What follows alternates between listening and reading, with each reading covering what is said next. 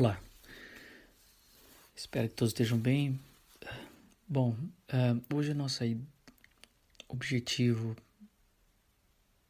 principal que eu quero passar para vocês, antes de a gente começar a fazer algumas leituras e indo assim partes por partes no livro A Ética a Nicômaco do Aristóteles, seria passar algumas ideias fundamentais assim, que nós precisamos entender antes de ler Aristóteles, né? Saber o que Aristóteles significa com alguns termos assim que ele usa. E a gente tem que entender esses termos dentro também partindo da própria cultura grega, né? Aristóteles, como eu coloquei no episódio anterior, ele foi um grande organizador das ciências, né, na antiguidade, e a divisão que ele fez, ela de uma certa forma prevalece até hoje, né? Por exemplo, Aristóteles, ele dividiu a ciência, né, a episteme, né, que ele falava em três categorias, em três ramos, assim, né? Então, gerais, que primeiro ele dividiu as ciências que chamava ciências teoréticas, né, que envolve a física, a metafísica, a matemática, ciências investigativas, né, que elas são teóricas, elas estudam a episteme, né, a epistemologia daquela ciência, a forma de conhecimento e a parte teórica, né, da realidade. A outra ciência outro ramo, ele chama de ciências práticas, né, que envolve a ética e a política, estão na área das ciências práticas. O que ele entende por prática, né? Vem da praxis, né, do grego, que significa ação. Então, são as ciências que estudam a ação, o agir humano, né? E nisso você tem a ética e a política. E depois você tem as ciências produtivas, né? Essa palavra produtiva vem de poiesis, que por sinal vai gerar a palavra poética, de poesia, mas poiesis em grego produtiva é assim, aquilo que produz algo, né? As ciências que são estudadas com a finalidade de se produzir algo. Então, para Aristóteles, as ciências elas estão muito ligadas à ideia da finalidade daquela ciência, né? Então, algumas são apenas investigativas, elas investigam teoricamente as causas, os princípios das coisas. A prática, a finalidade é o agir humano. Como é que vai entrar em ação, né? Como é que estudar o próprio agir humano, tanto no âmbito individual como no âmbito do Estado, da organização do Estado. Então é o próprio agir humano, que são as ciências práticas. E a produtiva em produzir algo, né? Em fazer algo. Então você hoje tem várias ciências assim que são produtivas, você estuda com o fim de produzir alguma coisa. E o que não deixa de ter um pouco da teoria e um pouco da prática. Então, mas isso foi uma forma que Aristóteles dividiu. A obra Ética Nicômaco, ela se encaixa na ciência prática, ela é uma ciência prática. Isso é bem claro em Aristóteles, ou seja, ele vai estudar o agir humano, né? E para Aristóteles, a obra ética dele, ela serve como uma introdução à política. As duas estão conectadas. Ética e política são duas coisas que estão intimamente ligadas, né? E você tem que pensar o seguinte: o grego, ele não tinha aquela visão, não tinha a visão que nós temos hoje de um individualismo, do indivíduo que pode viver eticamente solto, sem estar conectado com nada. Não é possível o grego pensar isso. Para o grego antigo, para Aristóteles, a ética, o indivíduo está inserido na sociedade, é a forma que ele compreende, e a ética do indivíduo ela se realiza na vida política, na vida em sociedade, né? Isso Aristóteles ele parte desse princípio porque o indivíduo ele já nasce num núcleo social menor que a família, né? Ele não tem como, ninguém nasce separado de todo mundo, aí Deus resolve entrar na sociedade. Não, você já nasce na sociedade, é a sua realidade. A realidade do indivíduo já é dentro de um pequeno núcleo social que aquele núcleo social faz parte de um núcleo social maior, que às vezes é um grupo de famílias, e depois vai trazer a ideia de uma vila e de um estado, né? Que as sociedades foram se organizando em várias camadas para se gerar uma organização da vida. E para Aristóteles, tanto a ética como a política, elas visam a mesma coisa, que é o bem comum, o bem humano, né? O bem dos indivíduos e o bem da sociedade, que eles estão intimamente ligados, esses dois bens, né? Então isso é um conceito fundamental que a gente tem que entender em Aristóteles, que são essas divisões das ciências e essa ligação entre ética e política no pensamento de Aristóteles.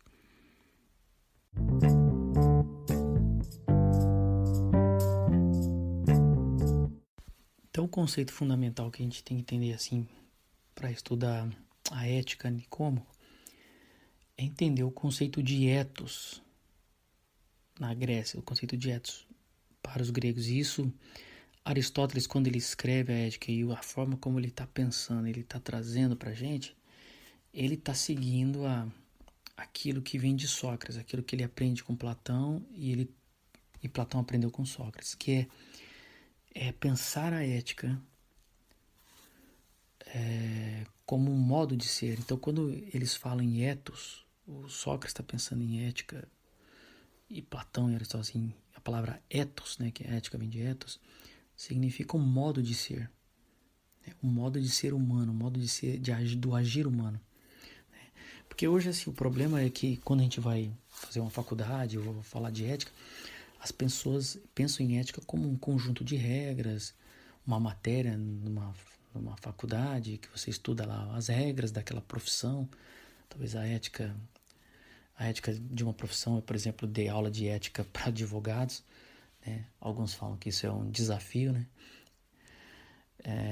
Então você estuda lá o conjunto de regras dentro daquela profissão, que também tem normas e tudo mais. Mas quando você analisa a base, o fundamento até desse ramo dentro de uma profissão, também está querendo ensinar para o advogado, por exemplo, um modo de ser, né? Então, como você deve ser como advogado, como é o dever ser. Aristóteles ele vai trazer isso está dentro do conceito de ética dos gregos, é um modo de ser.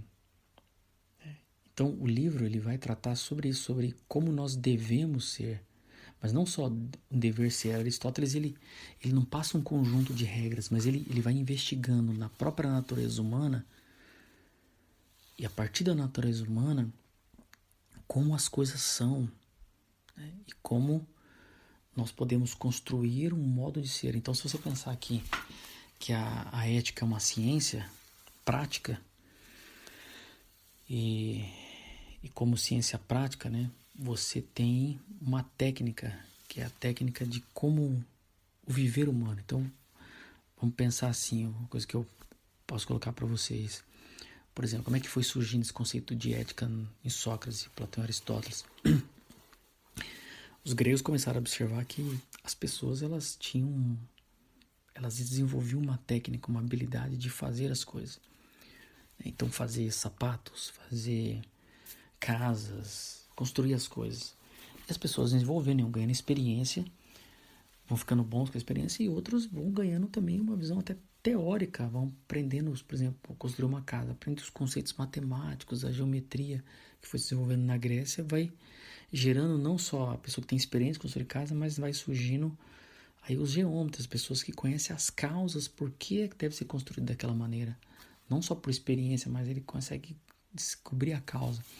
Então, na Grécia começou a surgir então uma investigação, uma reflexão e uma pergunta se era possível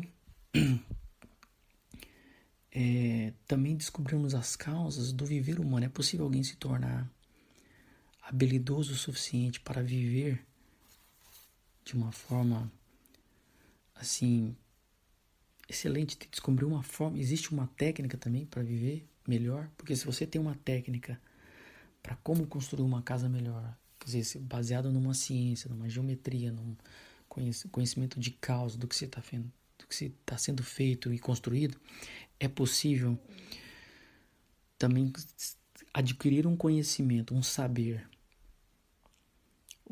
os saberes que façam nós se tornarmos melhores e mais habilidosos na arte, na técnica do viver. Então assim nasce a concepção ética com Sócrates, Platão e Aristóteles. E Aristóteles vem nessa sequência de então descobrir a ética Nicômaco. É um livro que ele vai tratar da própria técnica do viver, o que nós precisamos saber para nós vivermos eticamente o nosso como modo de ser, né? Como algo diferente. Então o ethos não é assim, eu tenho que fazer essas regrinhas, seguir regrinhas para alcançar fazer as coisinhas certinho, não, mas é um trabalho humano, é um trabalho do seu próprio agir, do seu próprio pensar sobre si mesmo, para que eu possa descobrir os princípios e as causas que eu vou encontrar uma vida, viver de uma forma melhor. Então isso é o objetivo de Aristóteles, a reflexão do livro dele, Ética Nicômaco, que é uma investigação sobre isso, né? Então Aristóteles, esse é um conceito importante que a gente tem que entender em Aristóteles. A ética, ela é um modo de ser, do agir e o modo como nós devemos ser, como nós devemos agir, né? Como deve ser o nosso modo de ser, o caminho, o método. E a ética de Aristóteles, ela também se caracteriza por ser uma ética teleológica, né? Não confunda com teológica, teleológica. Teleológica significa, do grego, tele, vem de telos, que significa finalidade, fim, né? Então, a ética de Aristóteles, a investigação ética dele, ele vai trazendo isso, é você descobrir qual é o fim, a finalidade da vida humana. Qual é o fim que todos nós buscamos quando nós agimos. É por isso que é teleológico. Ele faz uma investigação teleológica. Qual é o fim da vida humana? E qual é a finalidade do nosso agir? Por exemplo, quando você acorda de manhã, quando você vai comprar um carro, você, sei lá, levanta para trabalhar, você resolve comprar uma casa, quer comprar uma casa, qual é o fim do agir humano? Por que as pessoas agem de tal maneira e por que elas agem e para que elas agem? Então, Aristóteles começa a investigar isso, essas são as investigações iniciais dele no livro, né? Por isso que chama teleologia, telos. Então, isso é uma coisa muito importante na concepção grega, a gente entender isso em Aristóteles. Porque para Aristóteles, a finalidade, o fim não é algo assim que acabou, né? Mas é a finalidade de telos, é na ideia de algo que alcança o seu propósito, a sua realização, né? Então, por exemplo, no texto bíblico, no Novo Testamento, tem uma frase do apóstolo Paulo que ele diz que Cristo é o fim da lei. Eu já vi muita gente interpretar isso de forma errada porque não entende que o texto bíblico foi escrito em grego e aquela palavra fim é telos, que Cristo é o telos da lei. O que significa isso? Que em Cristo, a lei se realizou. Ela não é que fim de acabou, mas ela alcançou a sua plenitude, ela alcançou a realização máxima, alcançou o seu propósito. Seria essa ideia de teleológica. Então, quando teleológica é isso, é finalidade, um propósito que foi alcançado. E é isso que Aristóteles está dizendo com teleológica. Outro conceito importante para a gente entender em Aristóteles é o conceito de felicidade. Porque o livro da Ética Nicômaco, ele vai trazer para nós essa discussão, essa reflexão sobre a vida feliz, sobre a felicidade, né? Porque, como eu coloquei, a Ética Nicômaco, ela é teleológica, ele vai discutir qual é o fim último que as pessoas buscam. E, né, então as pessoas buscam algum bem. Todas as ações humanas, o agir humano é movido por um bem. Movido por alguma coisa que você está buscando um bem. Por mais que você esteja fazendo algo mal, Na sua interioridade você acredita que aquele mal vai encontrar algum bem, alguma coisa vai te beneficiar. Claro que você está, para Aristóteles, você está, por exemplo, totalmente movido a um engano, a uma ilusão, né? Porque o desonesto, acontece isso, a pessoa, por exemplo, desonesta, ela é desonesta porque ela acredita que aquilo que ela vai conseguir vai beneficiar ela, mas ela não percebe que ela está cometendo um ato de injustiça e aquilo não vai lhe trazer um bem, vai trazer um retorno ao contrário do que ela pensa, apesar da aparência de bem no primeiro momento.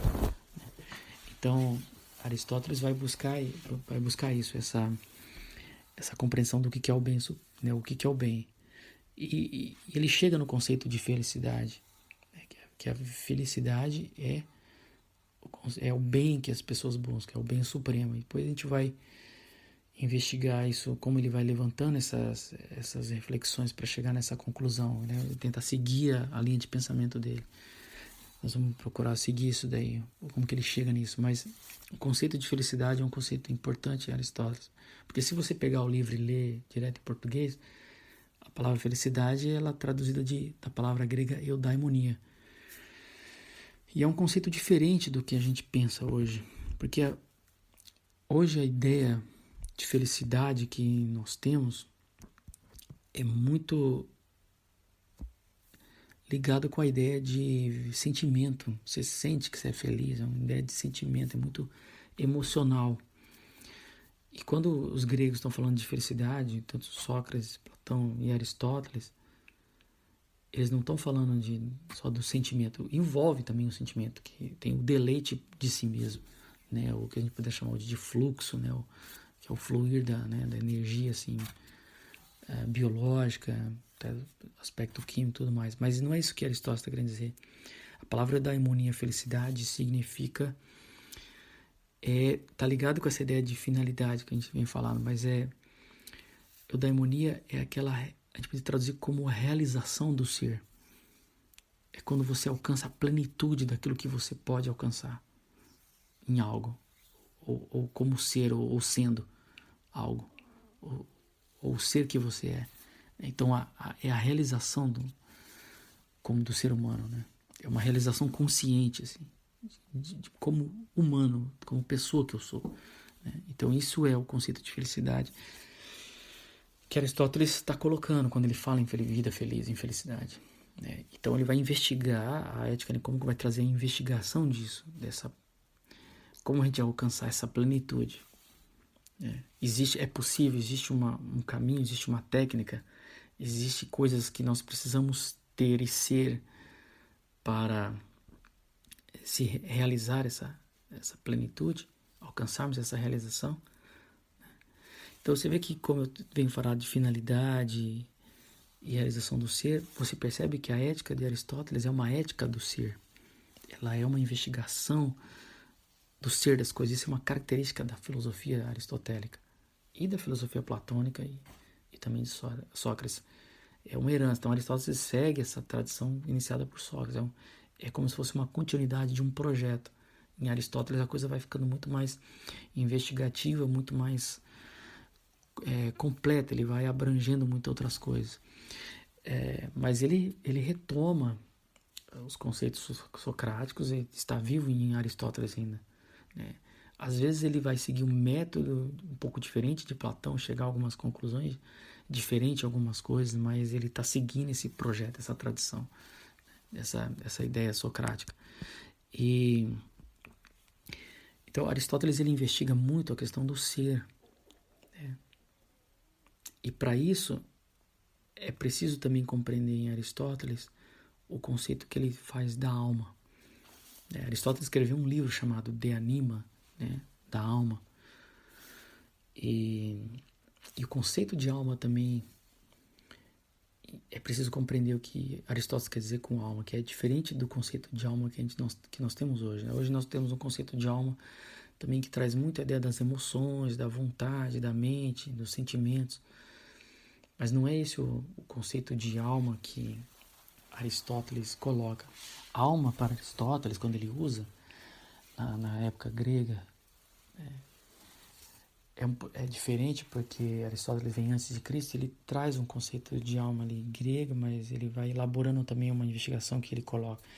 Alma para Aristóteles é um princípio de vida, é um princípio ativo de vida. E Aristóteles ele percebe que na natureza as coisas também têm um princípio ativo de vida, então de alma. Então ele divide 3 tipos de almas que estão assim como se fosse uma hierarquia do ser das coisas na natureza. Então assim, claro, os objetos inorgânicos como as pedras, eles não teriam nenhum princípio ativo. Mas ele percebe que existe um princípio ativo nos vegetais, então ele coloca isso como a alma vegetativa. Então a alma vegetativa seria essa capacidade que os vegetais têm, que é de reproduzir, de gerar o seu próprio alimento, essa reprodução ativa, de crescimento, de geração e corrupção. Ele escreveu um livro chamado isso. Aristóteles escreveu um livro chamado da geração e da corrupção. Então, essa coisa vegetativa, que a própria planta ela absorve a luz, aquilo ela gera uma coisa, existe um princípio ativo que faz a planta viver e sobreviver e crescer. Então esse é um primeiro nível do ser, assim, que ele coloca a alma vegetativa dos seres da natureza. Só que daí você tem outros seres que estão numa hierarquia superior, que ele chama que esses seres têm, além de eles terem a alma vegetativa, eles têm a alma sensitiva, que ele coloca nesse patamar os animais. Os animais têm uma alma sensitiva, então a alma sensitiva se caracteriza por um princípio ativo de vida de locomoção, sensorial, locomoção e memória. Então, Aristóteles reconhece que os animais eles têm uma certa memória. Se eles não tivessem memória, eles não poderiam eles não poderiam ir atrás, por exemplo, do seu próprio alimento. Eles descobrem onde tem alimento, então eles voltam lá várias vezes, porque houve uma retenção de informação.